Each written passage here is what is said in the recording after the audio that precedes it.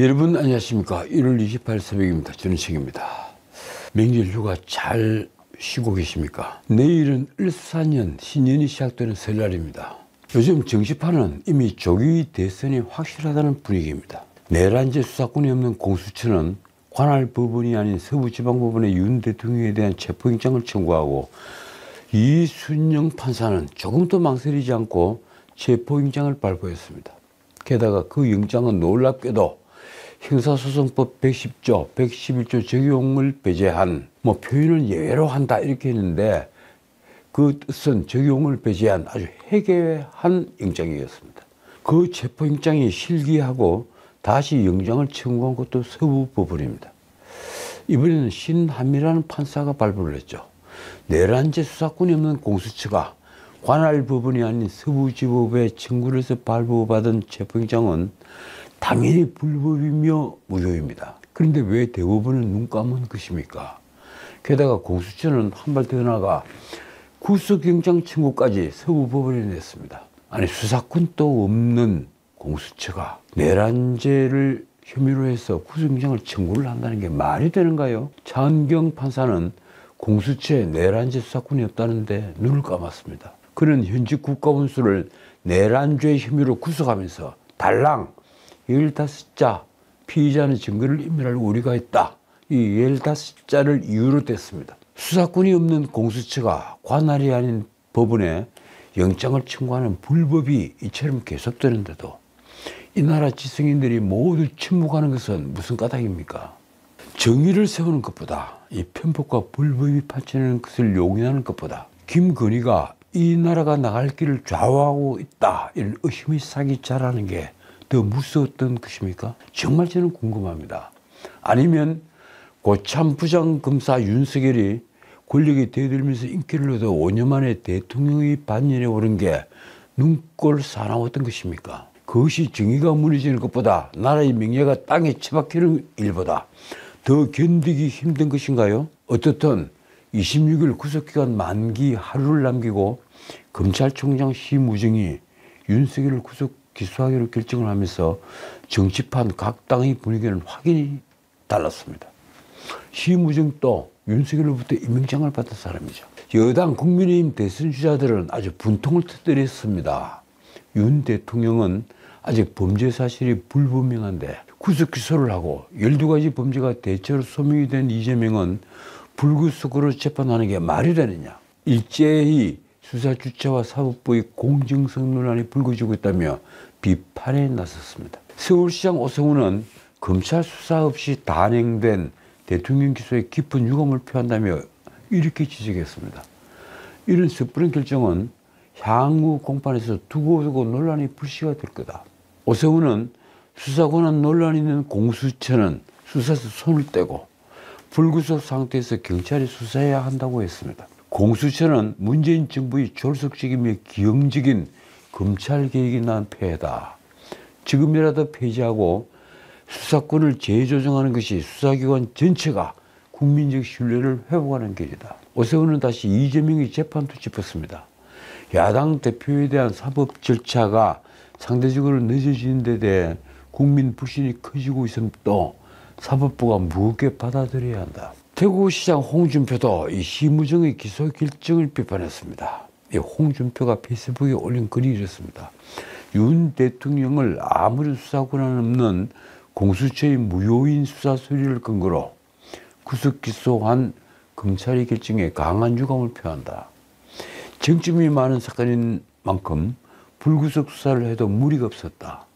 쫓기듯이 서둘러 아무런 추가 수사도 없이 면책적 기소를 한 것은 차후에 그 책임 문제가 재조사될 것이다. 그렇습니다. 왜 심우정은 쫓기듯이 기소를 한 겁니까? 정말 궁금합니다. 아니, 불구속으로 천천히 수사를 해서 충분히 범죄 혐의를 확보한 다음에 기소를 해도 될 것인데 왜 검찰총장 심우정은 공수처의 빈 수사 기록만 보면서 쫓기듯이 윤석열 대통령을 현직 대통령인데도 기소를 한 걸까요? 자, 그러면서 홍준표는 이 모든 일은 내란죄 수사권이 없는 공수처의 불법 수사에서 비롯된 것임을 적시했습니다. 이렇습니다. 이미 수사권 없는 내란죄를 김용현 등 수사를 통해 수사한 잘못을 바꿀 수 없는 입장에서 계속 밀어붙이는 모양새를 갖추는 것은 불법을 불법으로 덮으려고 한다는 오해를 살 수도 있다. 오해가 아니죠. 불법을 불법으로 덮은 고의성이 있는 거죠. 안철수도 이전날 페이스북에 올린 글에서 윤 대통령과 이재명에게 다른 잣대를 대는 수사기관을 비판했습니다. 헌정사 초유의 일들이 연속이다. 현직 대통령 최초 체포에서 구속 기소까지 참담한 마음을 감출 수 없다. 그런데 현직 대통령 구속 기소에 대해 다른 논란은 차치하고라도 8개 사건 12개의 혐의로 5개 재판을 불구속 성토를 받고 있는 이재명 대표와의 형평성에 대해 강하게 문제를 제기한다. 그 뒤에 덧붙인 안철수의 비유가 이렇습니다. 윤 대통령 재판은 치타처럼 이재명 재판은 나무 늘보급 속도로 진행하는 사법부의 행태를 규탄한다. 누구는 윤석열 대통령의 재판은 KTX 그리고 이쪽은 아주 완행일차다 이렇게 얘기를 했죠. 한편 유승민은 헌법재판소의 공정성 문제를 지적했습니다. 유승민도 페이스북에 글을 올렸습니다. 이렇습니다.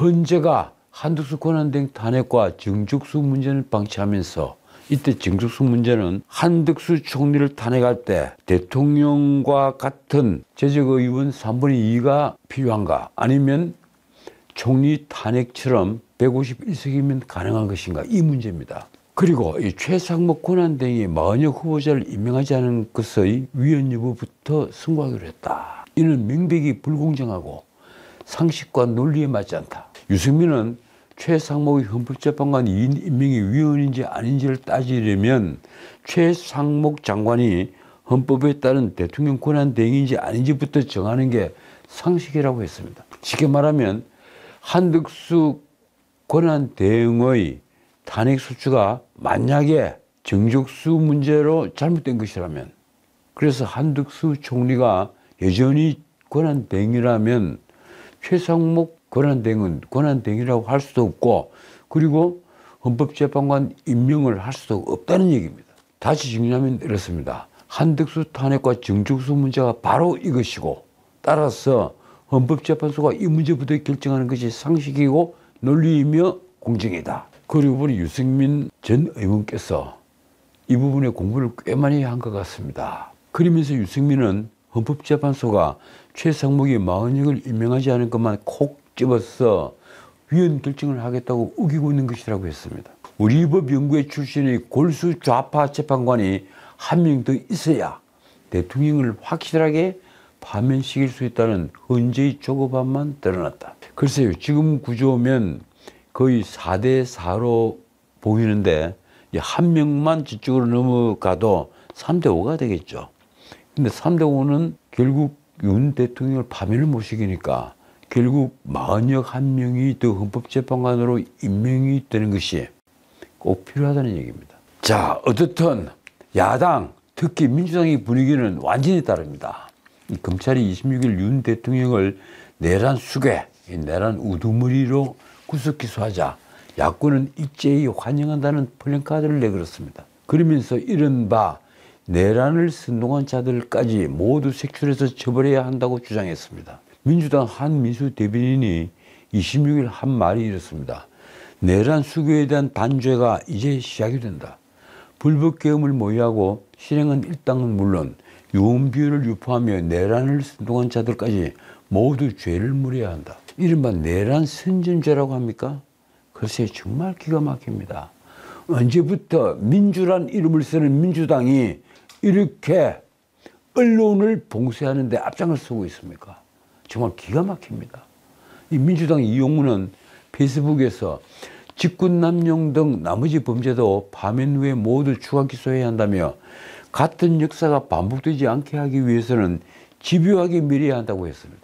정말 집요한 좌파가 아닐 수 없습니다. 가장 민주당다운 글을 올린 의원은 제가 보기에는 민병덕입니다. 민병덕은 27일 오전 페이스북에 이렇게 썼습니다. 윤석열은 그렇고 그런 사람이라 기대할 것이 없다는 것을 만천하가 알고 있다. 문제는 국민의힘이다. 다수의 집권을 경험한 공당이 민주주의와 법치주의를 무시하고 있다. 국민의힘은 내란 우두머리로 구속 기소된 자를 제1호 당원이라며 무죄 추정의 원칙이 적용된다면서 제명하지 않고 옹호하고 있다. 도대체 이분은 민주주의를 어디서 공부를 한 걸까요? 민주주의를 공부를 했다면 방금 자신이 한 말, 이 말은 두고두고 후회를 할 말이 될 겁니다. 민병득이 그 뒤에 덧붙인 말은 정말 섬뜩하게까지 합니다. 이렇습니다.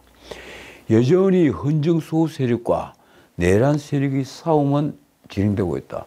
당신은 어느 편에 설 것인가? 민병득과 마찬가지로 많은 민주당 의원들이 가지고 있는 생각 중에 제가 정말 이해할 수 없는 것은 지금 또 내란 상태가 계속되고 있다 하는 생각입니다. 지금 대한민국에서 최고 권력자가 누구일까요? 저는 절대다수 의석으로 다수의 폭정을 실현하고 있는 이재명이라고 생각합니다. 반대편의 시각에서 보면 이재명은 민주당을 일극체제로 만든 뒤에 모든 것을 전횡하고 있습니다. 그래서 그가 아무도 누리지 못한 권력을 누리는 최고 권력자를 보는 것입니다. 그렇다면 누가 내란죄를 범하고 있는 걸까요? 자, 요즘 정치판 여론조사 결과는 매일 뒤집어집니다. 그런데 몇 가지 불변 사실이 있습니다. 첫 번째는 이제 국민의힘이 민주당보다 더 지지를 얻고 있다는 것은 너무 흔한 일이라서 뉴스가 되지 않는 사실입니다. 어제 발표된 리얼미터 여론조사는 23일과 24일 했던 ARS 조사인데 정권 교체를 원하는 의견은 49%, 그리고 정권 연장을 원하는 쪽은 46%였습니다. 정당 지지도는 국민의힘이 45%, 민주당 42%로 국민의힘이 3%포인트가 높았습니다. 언론은 일단 여론조사에서의 국민의힘 상승세와 그리고 민주당 하락세가 멈췄다는데 이의가 있다고 분석을 했습니다. 많은 여론조사에서 그동안 국민의힘이 쫙 상승을 하고 민주당은 정체하거나 하락을 했는데 대부분 지난 일주일 사이에 멈춰선 모양새를 보이고 있습니다. 어떻든 때이른 조사이기도 하지만 차기 주자 선호도 조사에서 이재명의 독주도 멈추면서 거의 한계도 새삼 드러나고 있습니다. 이재명의 지지자는 30% 내외로서 확장성이 제한되는 모습이 거의 모든 여론조사에서 나타나고 있기 때문입니다. 말하자면 지지자 이상으로 이재명에 대한 반대자가 많은 것입니다. 지지자가 30%에서 35% 사이라면 물론 그 이하도 있습니다. 반대자는 33%에서 40%를 상회할 정도입니다. 아마 이 점은 플랜 B를 준비하지 않은 민주당으로서는 대단히 충격적일 것입니다. 그래서 이제 이재명과 여당 주자와의 차이는 거의 없었습니다. 조기 대선이 실시돼서 오세훈과 홍준표가 각각 국민의힘 후보로 나설 경우에 이재명과 접전을 벌이는 것으로 나타났습니다. 중앙일보가 한국갤럽에 의뢰해서 1월 23일, 24일 이틀간 전화 면접조사를 한 결과는 이렇습니다. 이재명과 오세훈이 맞붙으면 46%와 43%, 그러니까 이재명이 46%, 오세훈이 43%, 그리고 이재명과 홍준표가 대결을 하면 이재명이 45%, 홍준표가 42%.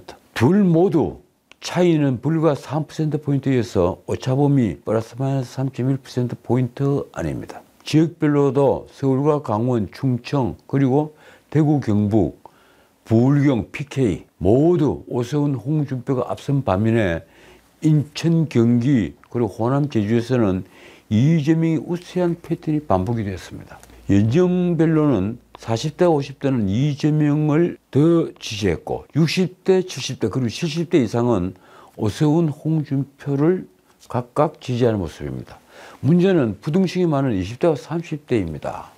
30대는 오세훈, 홍준표가 모두 앞섰습니다. 그러나 20대, 즉 16살부터 29살까지 이 가장 젊은 유권자들은 이재명, 오세훈이 43대 38로 이재명이 박빙 우세였고 이재명, 홍준표는 홍준표가 47%, 그리고 이재명이 35%를 이겨서 홍준표가 오차범위를 넘어선 우위를 보였습니다. 그러고 보니 대권이 눈앞에 어른거리는 이재명은 요즘 하루하루를 어떻게 보내는지 모를 정도가 됐습니다.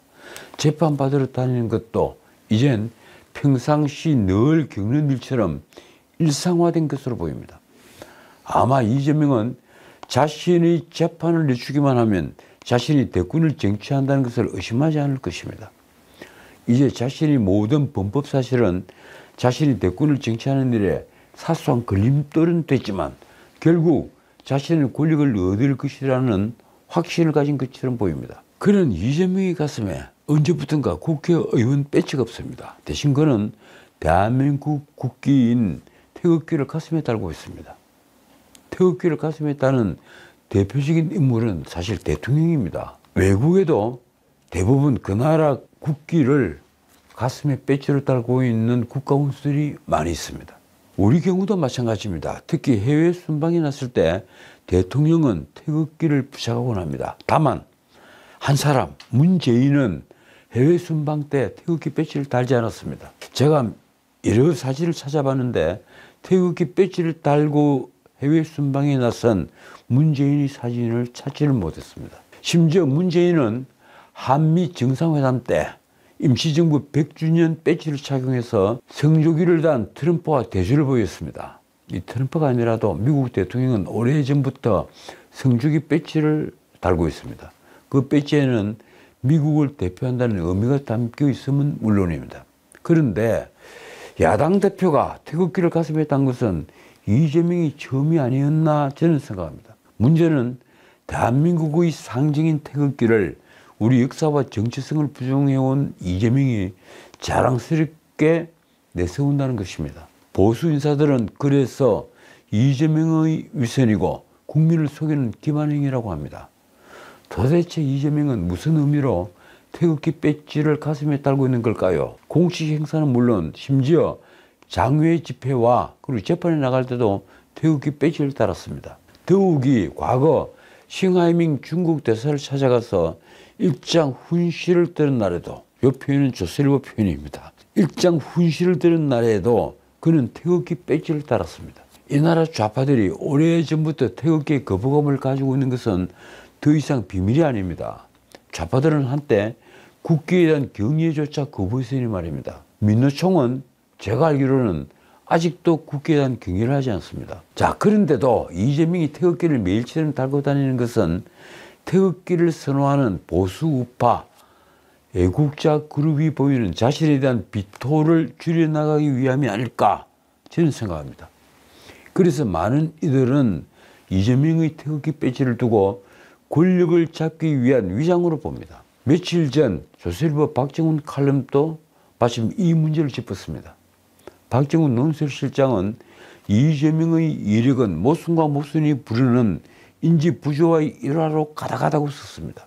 이렇습니다. 후쿠시마 방출수를 규탄하는 날 회집 가서 회식을 하고 반치장 입법으로 경제 발목을 잡아놓고는 경제는 민주당을 외친다.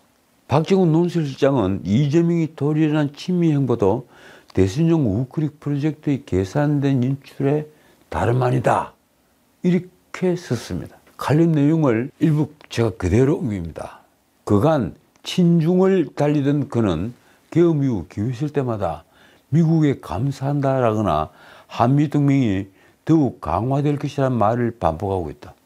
민주당은 한미동맹 국회 개정까지 냈다. 과거 미군을 점령군이라 했던 이재명이었다. 사드 대신 벌려놔드리겠다며 한미 안보협력을 조롱하고 한미 정상회담을 호갱 바가지 외교라고 혹평을 하던 그가 태도를 180도 바꿨다. 선거가 다가왔다는 뜻이다. 마지막에 참 재밌는 표현입니다. 선거가 다가왔다는 뜻이다. 자, 오늘 여기까지입니다. 이 박정훈 칼럼을 다시 읽다가 그 마지막 구절에 눈이 번쩍 뜨였습니다. 순국 장병을 무시하고 드레우드 평화와 두 손 모아 셰셰를 외치던 사람이 이제는 태극기 상징성까지 차지하겠다고 한다. 그러면서도 태극기와 대척점에 섰던 과거에 대해서는 반성도 한마디 해명도 없다.